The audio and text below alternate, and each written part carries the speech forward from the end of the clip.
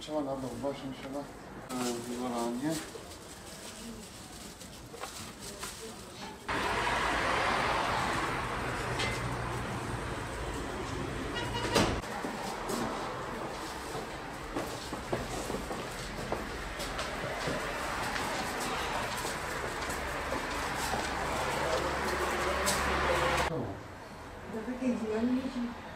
Hayırlı günler.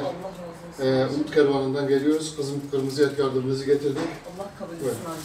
Çok sağ olun.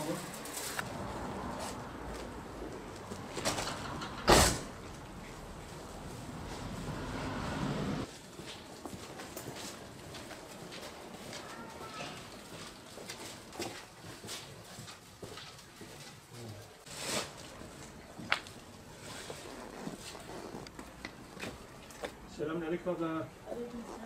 Evet, abla Umut Kervanı'ndan geliyoruz.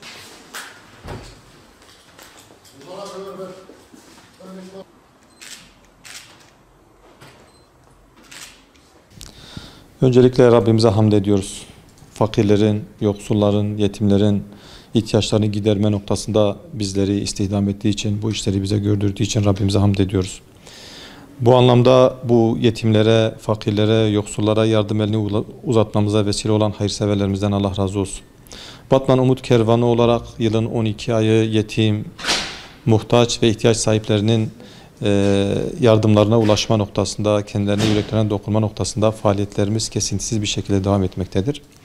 Bu dönemde malumunuz dağıtmaya başladık. Şu an için Batman'da bir kısmı bağış, sadaka, akika kurbanları olmak üzere bir kısmı da aracı usulüyle olmak şeklinde toplamda 1132 aileye 1,5 kiloluk kırmızı et dağıtma imkanı elde ettik.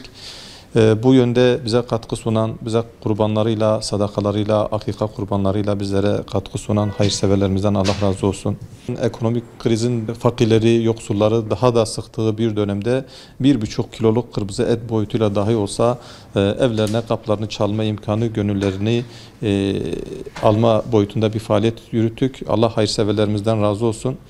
Ocak ayı içinde yıllık planlamamızda fakir ve yetimlere dönük gıda yardımı dağıttığımız olacak. Bu anlamda sizin aracılığınızla bir kez daha çağrıda bulunmak istiyoruz.